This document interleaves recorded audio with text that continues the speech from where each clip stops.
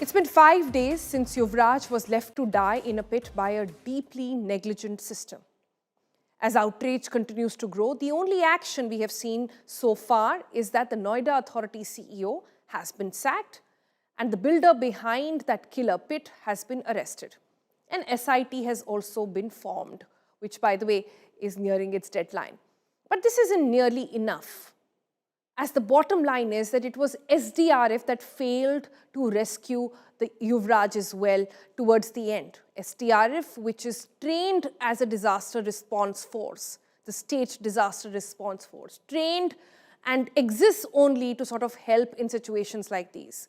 For close to 4 hours, remember, Yuvraj remained trapped, climbing onto his car roof, flashing his phone torch and calling for help. Rescue teams did reach him, the spot that is, but did nothing or could not do anything to save him. Questions of negligence and administrative accountability have peaked, and rightly so. Noida District Magistrate, that's the DM of Noida, Medha Roopam, who leads the Uttar Pradesh SDRF team, is at the center of this flak. Where is she now, and when will we get accountability and some answers from her? Also, that the family is asking, Yuvraj and all of Noida is asking. Authorities say that probe has been intensified, but the question still remains, will Yuvraj ever get justice, or is this just another victim of civic apathy, or will this even stop with Yuvraj? There are so many others, like we've spoken about, that could have lost their life because of civic apathy. We just don't talk about it as much. And then look at this story. It was one black hole and 2 crashes, really. A video that surfaced which shows the extent of Noida Authority negligence.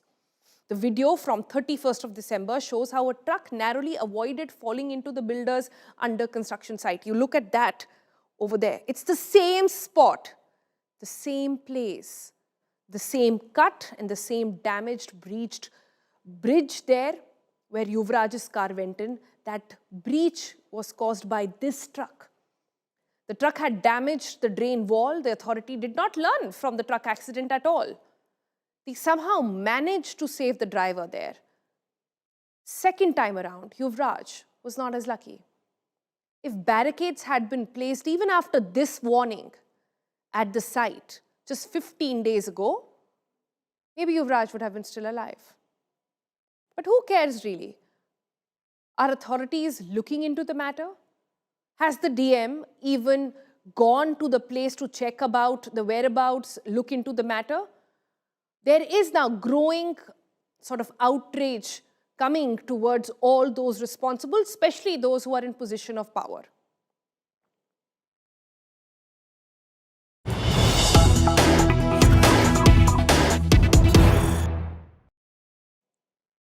So more news and updates coming in on that story. India Today team has now confronted the builder Abhay Kumar, Noida builder confronted while being produced before the CGM court over there.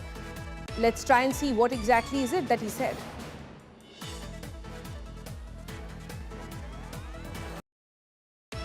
कुछ कहेंगे अपनी सफाई में? कुछ कहना चाहेंगे? अपनी सफाई में कुछ कहेंगे? भैया प्लीज आ जाओ कुछ कहेंगे? एक प्राधिकरण पे नाम नहीं है। चलो आप कुछ कहेंगे? कुछ कहना चाहेंगे इस पे? प्लीज प्लीज नो प्लीज इस प्राधिकरण का FIR में नाम नहीं है।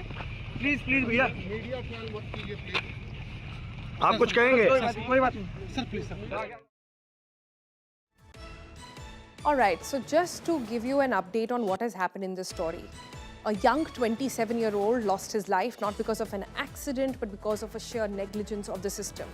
A system which has now set aside the CEO of Noida Authority, which should have done its due, and a system which is also now being questioned for its inaction in trying to save him when he was clearly alive for at least 2 to 3 hours and asking out for help, and nobody could actually help him around.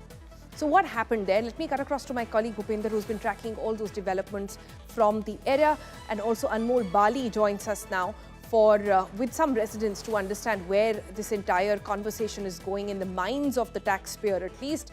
Bhupender, let me come to you first. Bhupender, बहुत criticism आ रहा है DM के ऊपर. हमने कल भी जब मैं आपके साथ थी उस साइट पर तो लोग कह रहे थे कि DM कहाँ है? आपने नोएडा अथॉरिटी के जो CEO हैं उसके अगेंस्ट तो क्वेश्चन कर लिया, पर DM एक ही बार आई. SIT तभी फॉर्म हुई जब मीडिया ने इसके बारे में क्वेश्चन करना शुरू करा. जैसे ये खबर बड़ी हुई उसके बाद 4 दिन बाद लोग जागे हैं इस पूरी इंसिडेंट के ऊपर।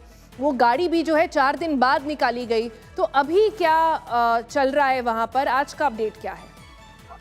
फिलहाल जो मैं आपको बताना चाहूंगा कि यहाँ पे एसआईटी की टीम ने यहाँ पे जांच करके गई है और अभी फिलहाल जो है अपनी जांच उन्होंने अथॉरिटी के लोगों से भी की है, क्योंकि इसमें सिर्फ अथॉरिटी के सीईओ को तो हटा दिया गया है, लेकिन बाकी जो लोग और अधिकारी हैं जिनकी मेन जिम्मेदारी है, इसमें काफी बड़े बड़े अधिकारी हैं जिनको काफी समय से जो है यहाँ के जो रेसिडेंट्स हैं वो अपनी एप्लीकेशन दे रहे थे, उनसे लगातार गुहार लगा रहे थे कि यहाँ पे इस तरह का जो है किसी तरह का कोई दीवार बना दी जाए या फिर इस तरह का कोई सेफ्टी का यहाँ पे रख दिया जाए जिससे कि कोई दुर्घटना ना हो। बड़ा एक चीज और देखने को मिली कि जो बिल्डर है अभय कुमार, जिसको गिरफ्तार किया गया, उसका कहना भी है कि 2022 में उन्होंने अथॉरिटी को एक एप्लीकेशन की थी जिसमें उसने भी कहा था कि ये पानी को यहाँ से निकाला जाए, क्योंकि अथॉरिटी ने ये पूरी चीज अपने हैंडओवर कर ली थी और बिल्डर को नोटिस इसमें भेज दिया गया था। लेकिन बिल्डर का कहना यह है कि 2022 में भी मैंने एक लेटर भेजा था, अपनी तरफ से एप्लीकेशन भेजी थी और मैं खुद भी ये था कि यहाँ पे सेफ्टी के इंतजाम नहीं है, यहाँ पे बड़ी घटना हो सकती है। जी जी, भूपेंद्र, अभी डीएम कहाँ हैं और उनकी जवाबदेही इसमें काफ़ी बनती है, क्योंकि एसडीआरएफ जो है वो डीएम को रिपोर्ट करता है। एसडीआरएफ का तो काम ही है डिजास्टर रिस्पांस में हेल्प प्रोवाइड करने का। लेकिन जो आई विटनेसेस हैं, उनसे हम अभी शो पर भी बात करेंगे, वो कह रहे हैं कि उनके पास इक्विपमेंट ही नहीं था। शायद नाव थी लेकिन उसको नाव चलाने के लिए चप्पू नहीं थे, लाइफ जैकेट्स थी, उसके बाद भी वो अंदर नहीं कूदे। जी बिल्कुल, इसमें ये बहुत बड़ा सवाल उठता है, क्योंकि जब ये घटना हुई थी, ये घटना थी फ्राइडे की। फ्राइडे के 4 दिन बाद यहाँ पे डीएम जब मीडिया यहाँ से किसी जवाब सवाल का जवाब Or I seem to be losing that signal with Bhupendra, but he's essentially trying to say that, resident after resident wrote letters on this. Wrote letters to the DM, wrote letters to the Noida Authority, wrote letters to their MLAs and their MPs. But nobody seemed to respond. It's now taken one truck accident, then also nobody woke up. Same spot, can you imagine? Same spot, that's where the truck went in. And the exact same spot, 15 days later, a young boy has died. So who's really responsible here, and how do we ensure that this does not happen again? All these are questions that are now haunting residents of Noida, and rightly so perhaps. And talking about residents, some of them join us today. Anmol Bali, my colleague, is now with some of the residents of the area. Anmol, take us through what exactly is it that they want now. The government on its part is saying that we've set up an SIT, we'll look into the matter. But even yesterday when I went, there is still no street light there. There is still no sort of reflector that has been put. Because there is so much of media presence, now there are cranes, etc., that are standing there. But even now, they've not woken up to do their basic work. Sonal, currently I'm here at the same site where the accident took place on the 17th, where I'll show you the current visuals. They have deployed the Uttar Pradesh police. Cranes have been deployed, but big question is that who is responsible for this accident, where we have lost a 27-year-old promising software engineer who died due to negligence of authority. Babus have been removed. FSIT has been formed by the UP government. We have also seen that forensic teams have also came here to take the measurement, but I am joined by few locals, people residing here in this local area, to know their reaction on this incident. तो sir, जो बाबू लोग हैं उनको तो remove कर दिया गया है, एसआईटी भी सरकार ने बनाई, पर क्या आप खुश हैं जो सरकार एक्शन ले रही है इस पर? नहीं, सरकार जो एक्शन ले रही है उससे लोग ज्यादा खुश नहीं है। और जो ये हुआ बहुत दर्दनाक हादसा हुआ है, इसकी सब सारे शहरवासी सब इसकी निंदा करते हैं। और एक नौजवान 27 साल का इंजीनियर जिसकी इसमें मौत हो गई और 2 घंटे तक वो सड़क पर इसमें पानी में जो खड़ा रहा और चीखता चिल्लाता रहा, अपने मोबाइल की लाइट जला रखी थी, मुझे बचाओ मुझे बचाओ। प्रशासन की कई टीम आई और एसडीआरएफ की टीम और दूसरी टीम थी अथॉरिटी की टीम और फायर स्टेशन टीम और प्रशासन के लोग थे। उनमें आपस में समन्वय नहीं था, तालमेल नहीं था। अगर उनके अंदर तालमेल होता तो एक नौजवान इंजीनियर की जान बचाई जा सकती थी उनके अंदर। जबकि फायर स्टेशन की जो टीम होती है उनको तो प्रशिक्षित करके इसमें भर्ती किया जाता है। उनके पास रस्सी भी नहीं थी, रस्सी बताया गया छोटी रस्सी पड़ गई। उनके पास पानी की ट्यूब होनी चाहिए और उनको तैराकी का भी एक्सपीरियंस होता है, तो उन्होंने इनको बचाना चाहिए, उनकी जिम्मेदारी बनती है। प्रशासन इसमें जो है कुछ नाकामी साबित हुई है, तो इससे शहरवासी और हमारे आसपास के सब लोग बहुत दुख है। बहुत निंदा करते हैं। और जो माँ बाप हैं, पेरेंट्स हैं, वो आज सभी लोग जो डरे हुए हैं, हम भी डरे हुए हैं कि भाई हमारे भी बच्चे आते हैं, सभी लोगों के आगे भी ऐसा हादसा हो सकता है।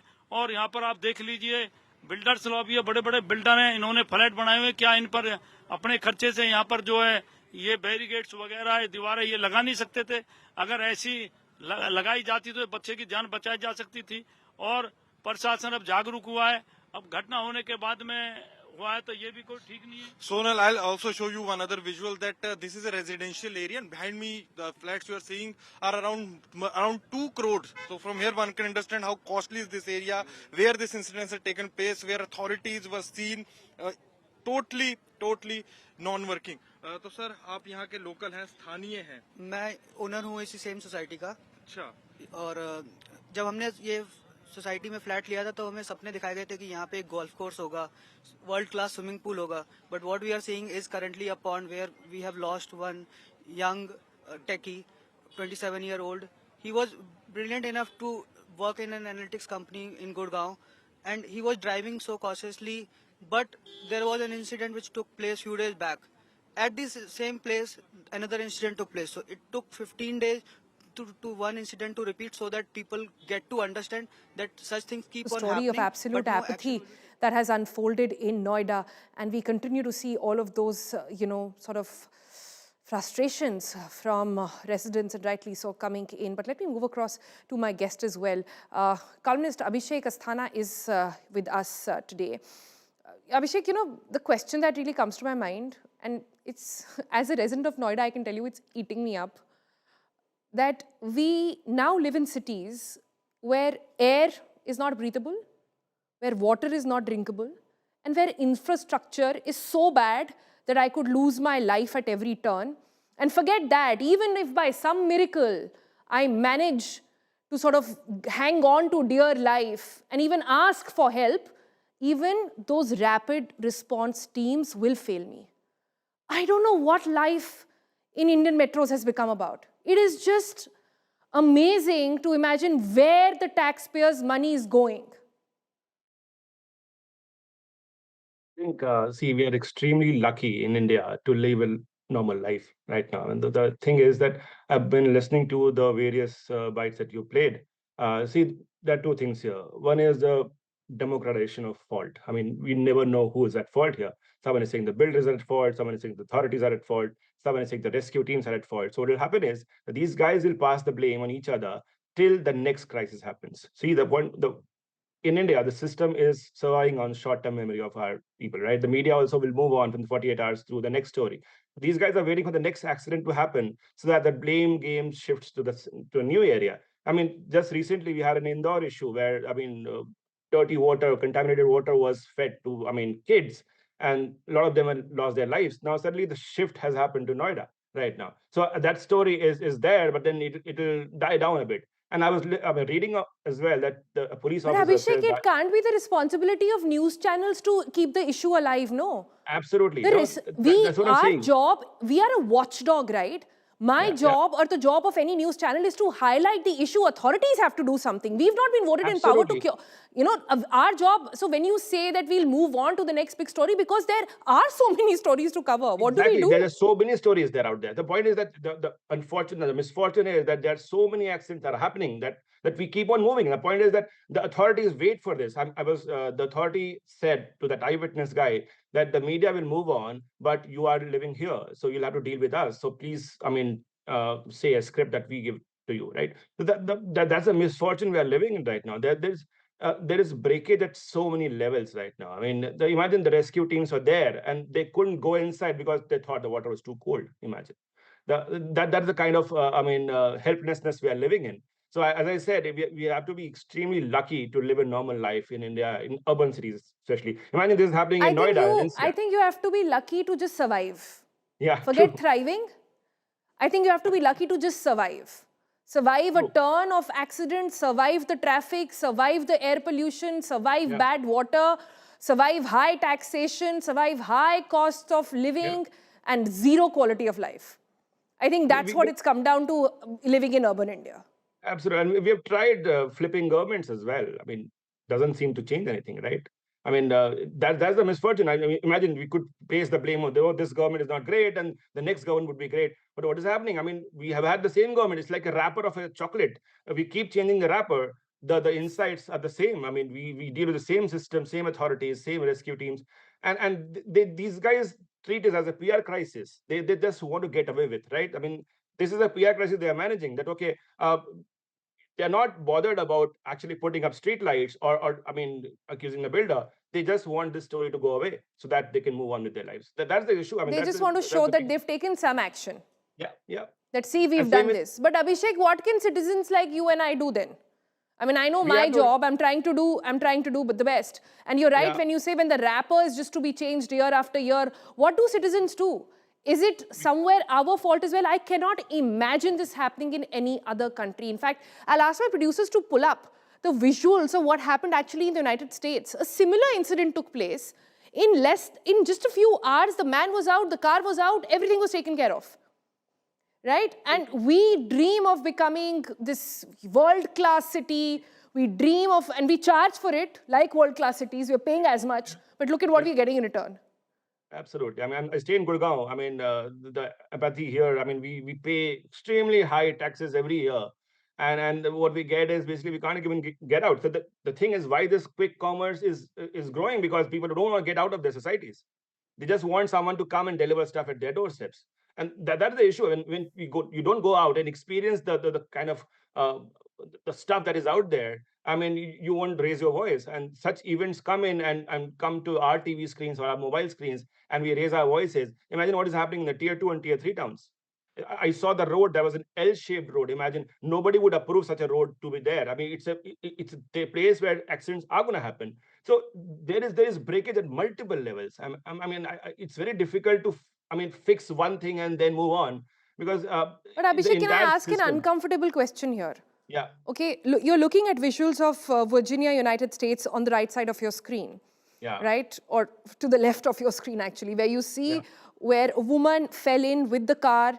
You see how many people jumped in and they broke the window of the car to get her out. She was rescued. She's fine. All of that is happening. And look on the other end, what we've done. But the fact that there were 100 people, I was there yesterday and I spoke with eyewitnesses. There were about 100 people there.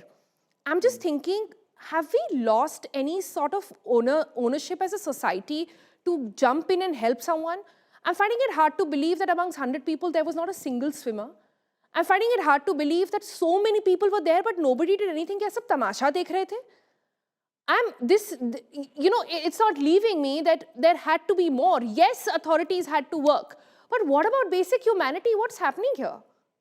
True. I mean, we talk about the spirit of Mumbai, right? Imagine that, okay, everything is broken down. There's no infrastructure, but then there is a spirit of Mumbai, which basically the common Mumbaiker will come and help you.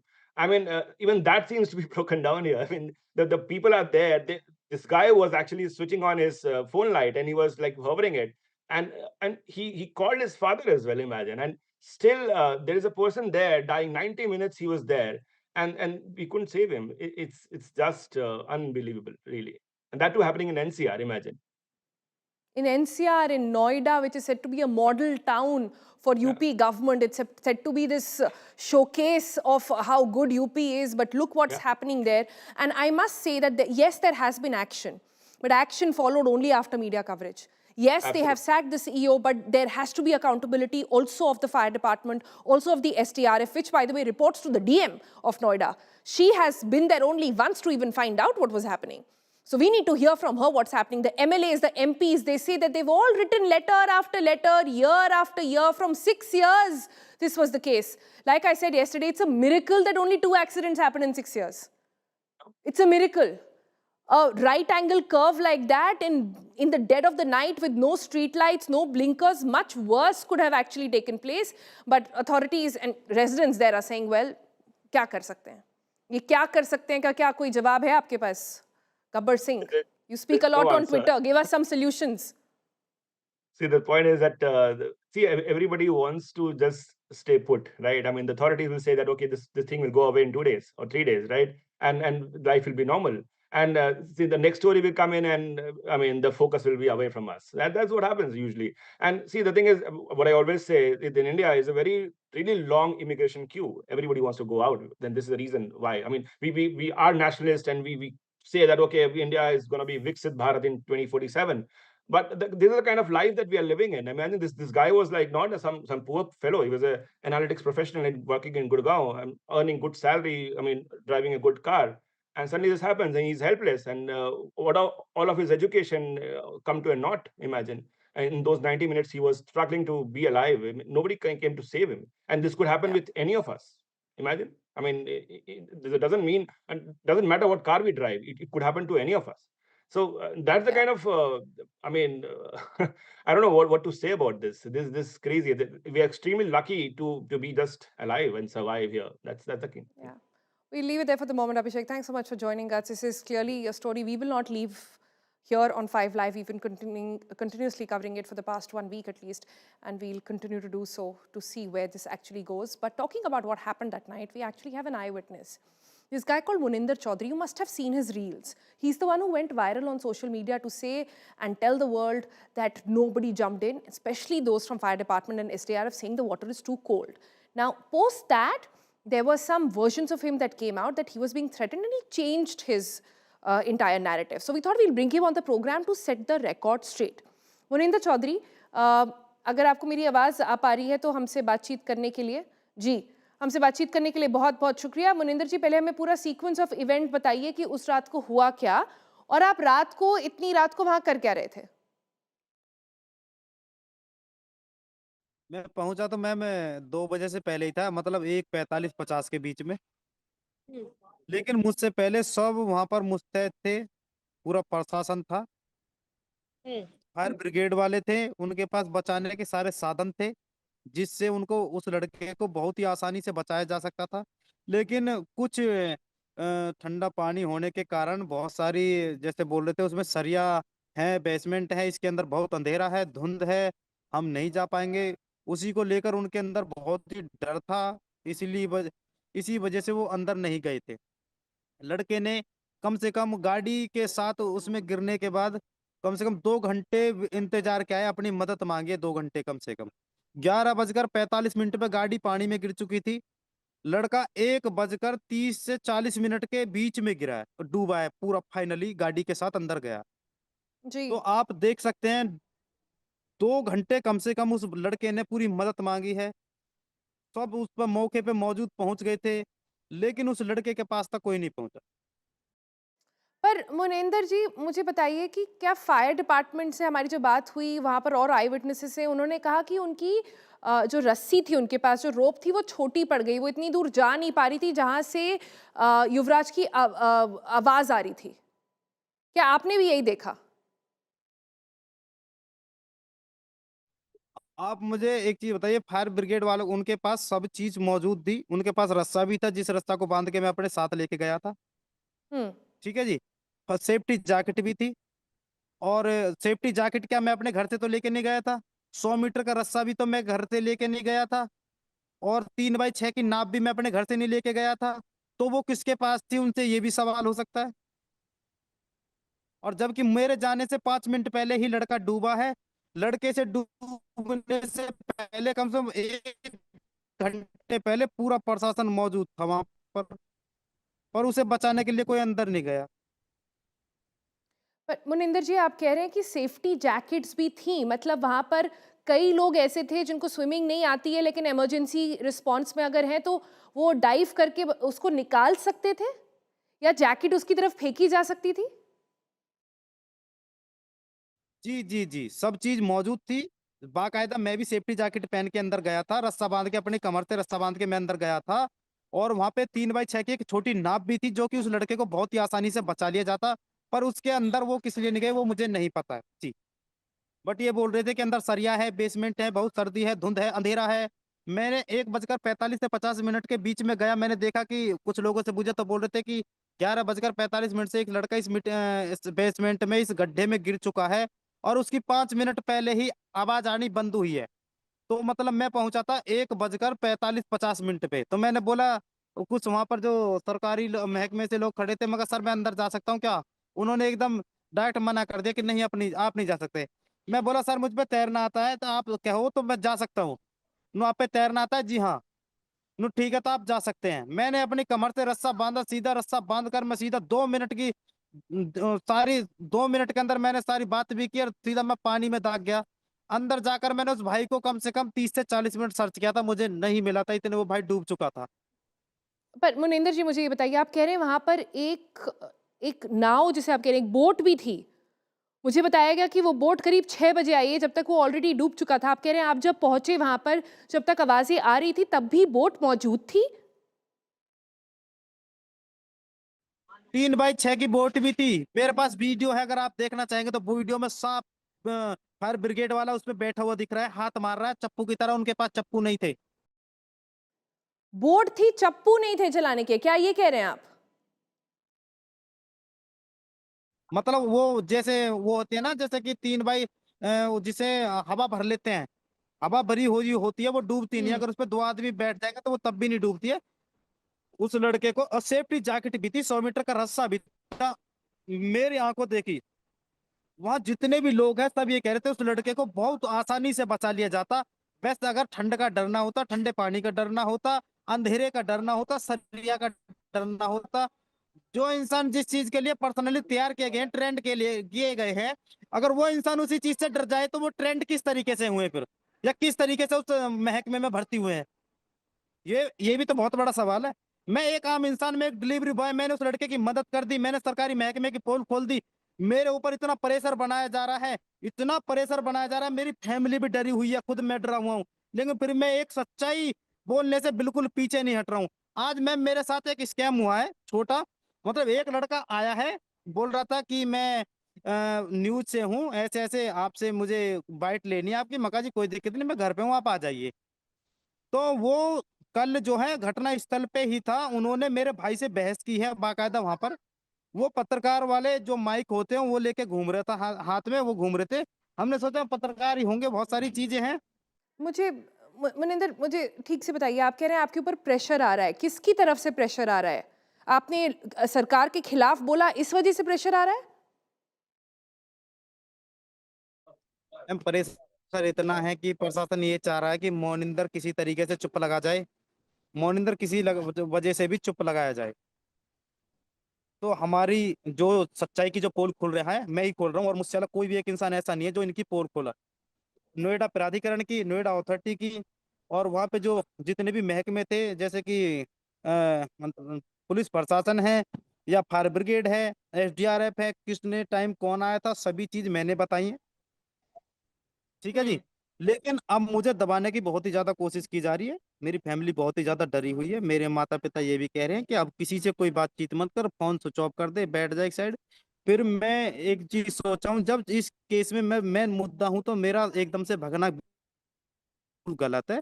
जो चीज सच्चाई है, सच्चाई के साथ जुड़े रहना है बिल्कुल। मैं किसी की मदद कर रहा हूँ, मैंने मदद की है। जहां 100 लोग, जहां पर 100 लोग एक जगह खड़े होकर उसकी मौत का इंतजार कर रहे थे, एक भी पानी में नहीं उतरा। और मैं मौके पर पहुंचकर घड़ी की 2 मिनट में पूरा सिचुएशन देखकर मैं पानी में दाग गया था। 30 से 40 मिनट मैंने उस भाई को सर्च किया था। अप्रिशिएट करते हैं आप जो भी कर रहे हैं मुनिंदर जी उसको, बट मैं आपसे पूछना ये चाहती हूँ, सोशल मीडिया पर अब आपकी एक दूसरी जो है, आपकी एक बात निकल कर आई है, जिसमें आपने अपनी पूरी बात जो अभी बताई उससे आप पलट गए हैं। आप कह रहे हैं नहीं नहीं, प्रशासन पहुंच गया था, उन्होंने अपनी तरफ से सारा काम किया।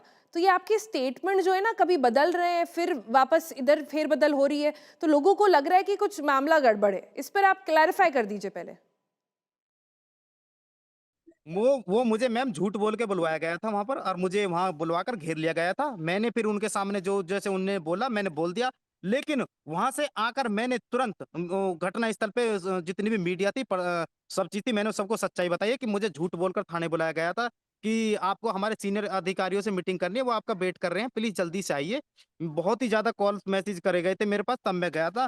फिर मैंने वापस आकर घटना स्थल पर मैंने जितने भी मीडिया कर्मी थे, जितने भी वहां पर लोग थे, मैंने सबको सच्चाई बताई कि मुझे झूठ बोलकर थाने बुलाया गया था। और वहां पर एक वीडियो बनवाई है, और वो बहुत ही जल्दी सामने आने वाली है। मॉर्निंग में ही जैसे मैं सो के उठा था, वो सामने आ गई थी। फिर मैंने तुरंत मॉर्निंग में जाके फिर सारी चीज वहां पे बताई घटनास्थल पे, जी ऐसे ऐसे हुआ है मेरे साथ, देखिए सच्चाई ये है और कोई इसमें कोई छुपाव नहीं है, कुछ नहीं है।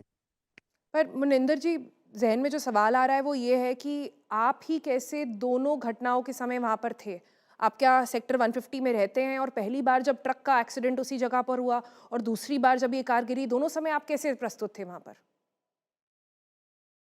जी जी जी, मैं प्रॉपर 150 का रहने वाला हूँ। 150 में मेरा गढ़ी समस्तपुर गांव है। मैं यहीं का प्रॉपर निवासी हूँ। मैं यहीं पे ही फ्लिपकार्ट में जॉब करता हूँ। 5 से 2 की मेरी ड्यूटी चलती है, 5 इवनिंग में। तो मैं उस रास्ते से दिन में कम से कम 10 से 15 बार निकलता था, 5 बजे से 2 बजे तक। इसलिए दोनों घटना में शामिल मैं हूँ। मुनिंदर जी, हमसे सारी बातचीत करने के लिए बहुत-बहुत शुक्रिया। और आपने वो करा जो बहुत वहाँ पर 100 लोग खड़े हुए नहीं कर पाए, तो उसके लिए आपकी दाद देनी पड़ेगी। हमें आपके जैसे सिटिज़न्स और चाहिए, हमें आपके जैसे लोग और चाहिए जो सच्चाई से अपनी बात आगे रख सकें। बहुत-बहुत शुक्रिया। All right, meanwhile, let's switch tracks now from everything that's happening in Noida to the other part of UP, which is Kanpur, where distressing incident in IIT Kanpur has taken place. A PhD student jumped from the 6th floor of a residential building inside the campus. Now, reports say that 25-year-old Swaroop Ishram was suffering from anxiety disorder and was living on campus with his wife. He was rushed into critical care to a private hospital where he succumbed to his injuries during treatment. Now, this is concerning. Why? Because this is not an isolated case. This is the 9th suicide of a student at IIT Kanpur over the past 2 years. Students, of course, are worried. They're also angry. They convened a general body meeting after the incident, but the Dean of Students Association did not turn up for that meeting. IIT Kanpur is to respond tomorrow to the Suicide and Human Rights Commission. And IIT Kanpur is also scheduled to respond to the Human Rights Commission regarding all of these cases, not just one. Before that, we also have the director of IIT Kanpur, Manindra Agarwal, that I spoke with. Let's try and see if we can get his line up as well. Dr. Agarwal, if you can hear me, this is Sonal Mehrotra Kapoor from the India Today studios. My first question, sir, to you is this, that, you know, talk to me about what's leading to so many cases in IIT. I don't have a nice way of saying it, but when so many suicide cases come from one campus, one is thinking if this is curriculum or is this campus culture? What's happening, sir? Actually a mixture, not, I won't point out a specific issue here, because as I said, the reasons one sees are varied. For some students, I agree with you that it's mostly postgraduate students that one is observing. One of the reason that this number has increased in the postgraduate side is that all the IITs are today admitting far larger number of postgraduate students. And the PhD degree by very nature is quite stressful because it is not a time-bound degree. One has to do work of certain quality in order to complete the degree. And it may take 4 years or it may take 7 or 8 years as well. So that causes uncertainty in the minds of students, stress also at times. There are times when the students and supervisor have differences about how to go about things. Then again, some of these students feel at loss if they have stress building in, but there is nobody who they can share it with. But they have friends, but not everybody has close friends. And this kind of things lead to additional stress inside. For undergraduate student, as you said, it's mostly final year, but that number is, one sees, is not very high.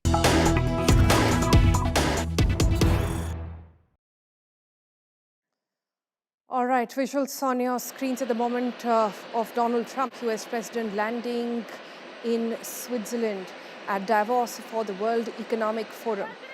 Now, US President Trump's visit there is highly anticipated. All eyes are going to be on what he really says, who he interacts with. Remember, he is interacting with a huge number of the Indian diaspora as well. A lot of CEOs from India is who he will be meeting very soon. But his landing there at a time when so much is happening amongst tariff, among conversations on Greenland capture, so many conversations, and at the helm of it all is this one man who has just landed, we are told, in Zurich. And from there, he will be taking a flight towards Davos, which is like a small village there, tucked in between the Alps, where the elite of the world once sat down to discuss issues, now of late becoming more and more of a political power center as well. Trump's arrival there and the much anticipated arrival there is just an example of that. So President Donald Trump there in Zurich on day 2 of Davos, where he'll be meeting very interesting people, including, like I said, the Indian diaspora. What happens there? Will they discuss tariffs? Will more be on the cards as well, is what we'll keep an eye on. At the moment, he's taking off to land in Davos.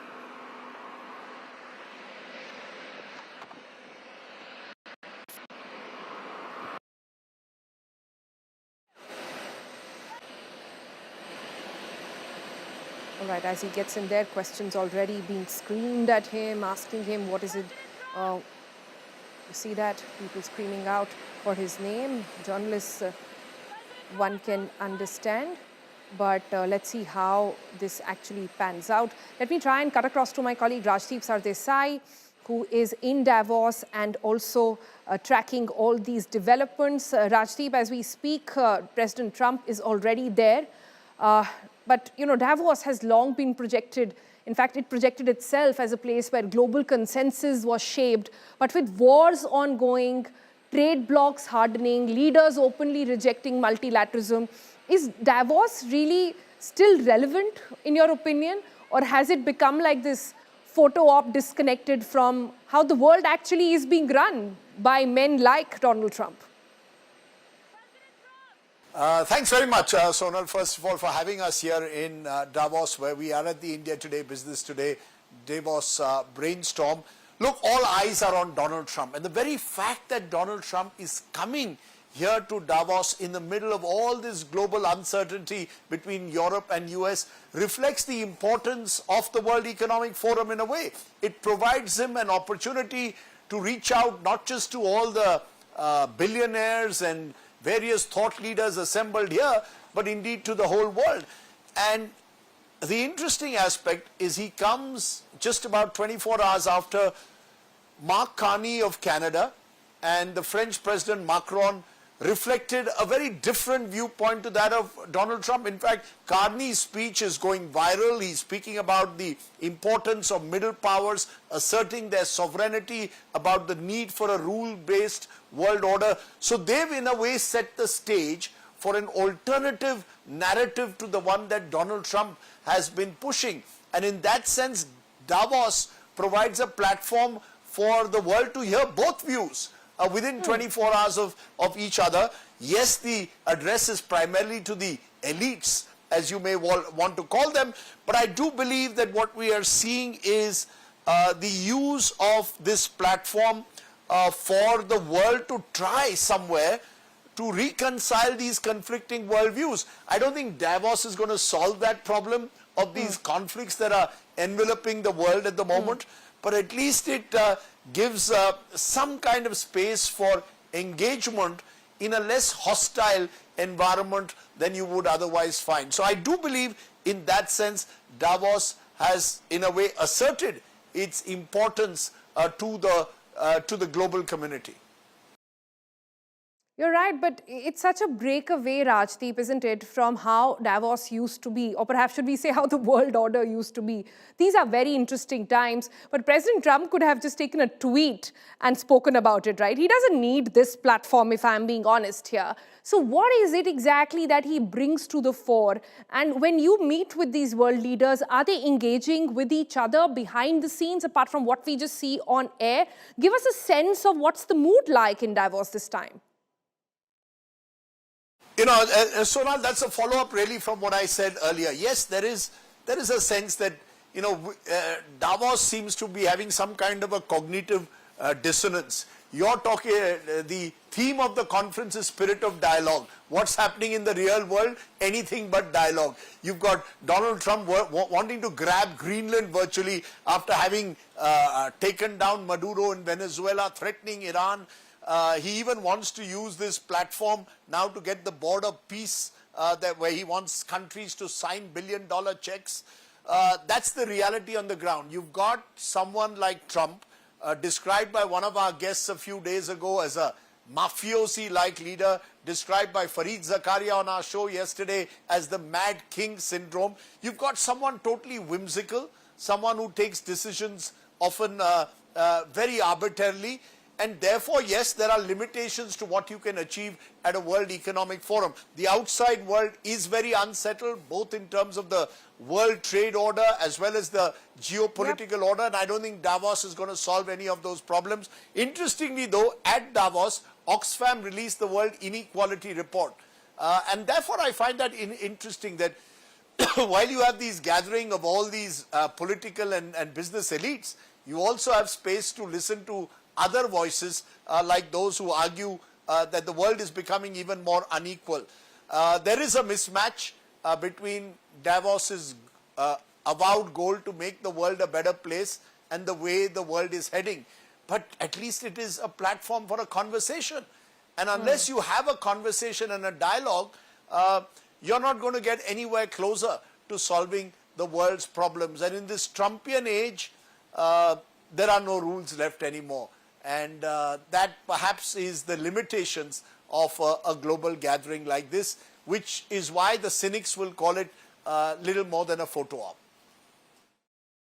All right, this Trumpian age and this mismatch of what the world is going through versus what unfolds in Davos is clearly interesting. It's a binary of sorts that's unfolding here. But thank you so much, Rajdeep, for bringing perspective from there, and stay warm. We are told it's quite cold in there. And while Rajdeep was speaking about it, Donald Trump has also landed. So the next 24 hours are going to be interesting to see who he meets, what he says. But talking about what he says, we might have some developments there.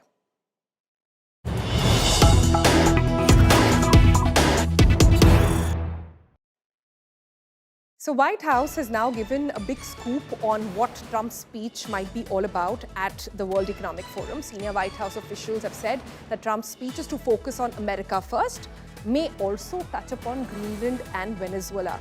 In fact, an official went out to say that Trump in Davos also to discuss the board of peace and hemispheric domination.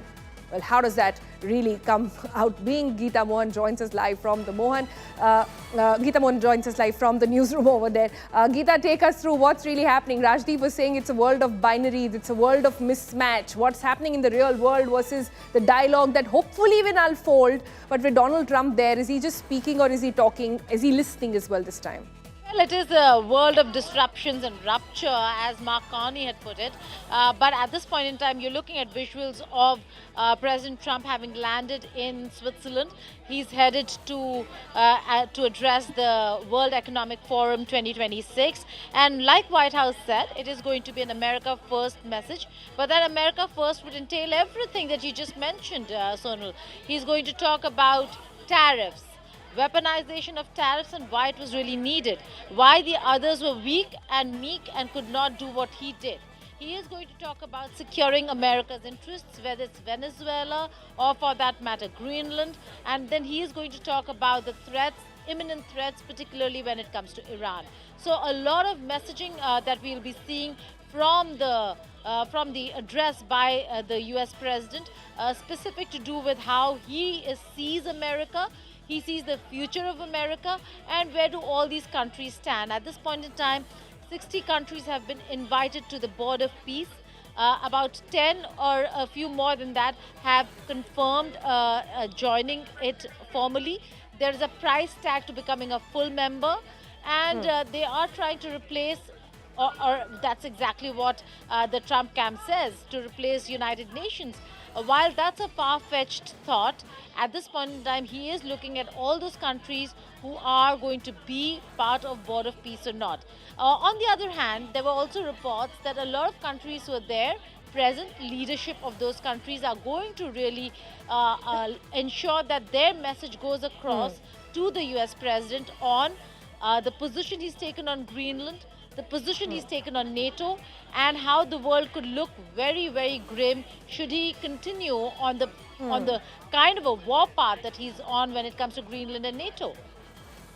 Right, so just about an hour and 12 minutes to that speech that Donald Trump makes. But remember, that's not the only bit we are watching out for. He's also on the sidelines meeting with the CEOs of Indian companies like TCS, Tata. There is also Infosys. There is Bharti Airtel as well. So a lot of that conversation is going to happen. A lot of interest in what that man has to say in those close quarters as well. We'll keep our eyes on all of that. Thank you so much, Geeta, for joining us with the very latest. With that, it's a wrap on this edition of 5 Live. We'll see you again tomorrow. Until then, stay safe.